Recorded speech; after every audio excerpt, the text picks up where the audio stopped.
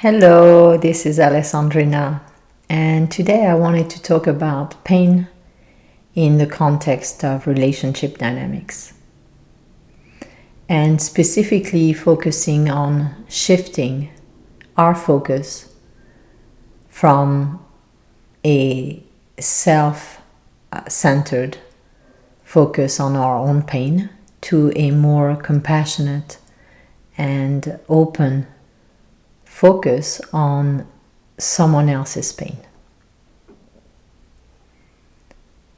And the reason why this is such an important shift to make is that when we are self-centeredly focused on our own pain, not realizing that we are, meaning that that's a very primal survivalistic mechanism that we have as human beings, to be continuously focused on our pain and not realizing the detriments of that. When we're focused on our pain in the context of relationship, we're not seeing someone else's pain.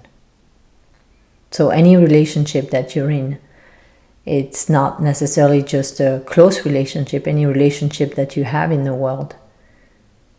If when you're in relationship, you are focused on essentially suppressing, repressing, avoiding, escaping your own pain, then it becomes very difficult when the focus is on your pain to understand, to realize, to evaluate the level of pain that, for instance, a partner can be in, and therefore to open our hearts to their pain and to have compassion and patience and tolerance and kindness, and to also be of support for the people that we're in relationship with. So as challenging and kind of going against the grain of our conditioning as it might be, that shift is extremely beneficial and can lead to so much healing, forgiveness, acceptance, and connection in the context of relationship when we make that shift in focus towards the pain of the other and intending, instead of saying, oh, why did they do that? And the why is not really why. It's like basically expressing our discontent or disappointment or dissatisfaction when we say, why did this person do that? If instead we ask the same question and this time not with a sense of discontent or disappointment or dissatisfaction, simply, why did they do that? With interest, with intrigue, with an intention to explore and to truly understand. So when we do that, when we say, why did they do this? With love and patience and compassion in our hearts, and really wanting to understand rather than in a conditioned manner judging or resenting or reacting to the behavior of another, then we will find their pain when we ask in that way. Why did they do that? We will be able to perceive their pain and ways in which their pain may have contributed to a certain action, behavior, choice that they may have made. And so that shift is tremendously beneficial for you, for your partner, for a relationship, for anyone that you choose to intend to understand their pain. And all of those relationships and healing our world of our judgments and our expectations and our beliefs and our fears, and really shifting into a heart-centered perspective of understanding someone else's pain and holding space for that pain. And understanding someone else's pain doesn't mean agreeing with the behavior or the action or the choice.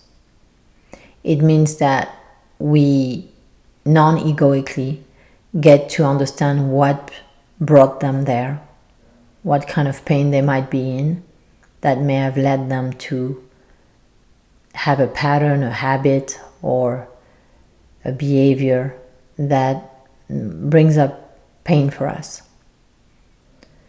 When we're focused on our own pain, self-centeredly, again, that's not a judgment, it's just an observation. We tend to be centered on ourselves, trying to avoid our own pain. Then we can't see someone else's pain. And so we can't really reconcile differences.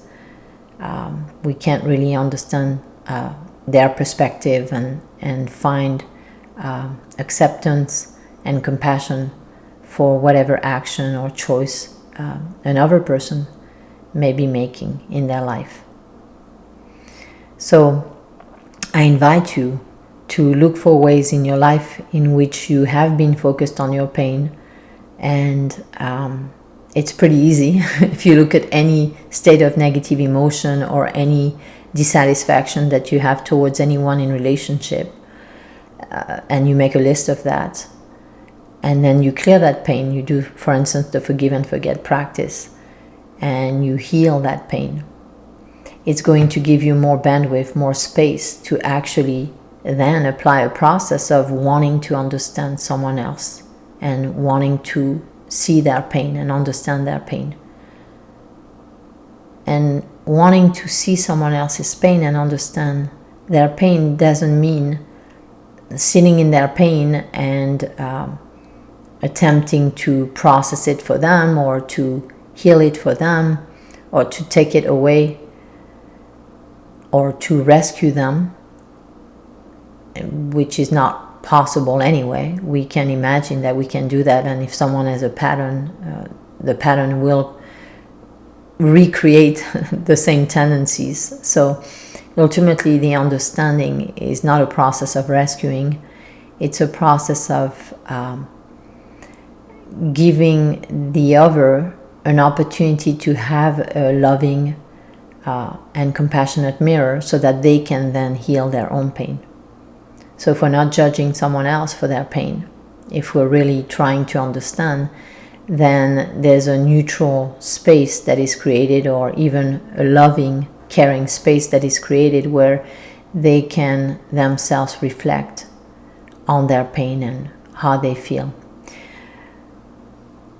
When we don't do that, then we're like in a hall of mirrors, just bouncing back and forth, our pain, their pain, our pain, their pain, and just creating more pain as we project and reflect back to each other our own pain and create more pain. So this shift is fundamentally and comprehensively supportive of loving, caring, connected, and vulnerable relationships and relationship dynamics. And by shifting in this way and not being so focused on your pain, you will feel less pain, and you will also learn to support others with their pain, and therefore this will kind of feed back into your own process of being more patient and loving towards pain that you may have that's very subconscious to you, that you may be in judgment of, that you may not have accepted, that you may have fear of.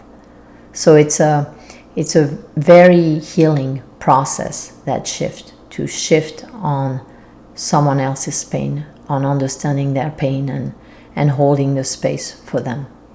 It's healing for you, it's healing for them, it's healing for all relationships, and it's healing for the world in general. When we have less pain, when we resolve more and more pain on the planet, then we make more conscious, loving, and wise choices that have positive ripple effects instead of more isolated, fearful, reactive, pain-driven decisions that bring about imbalance and disharmony in the world.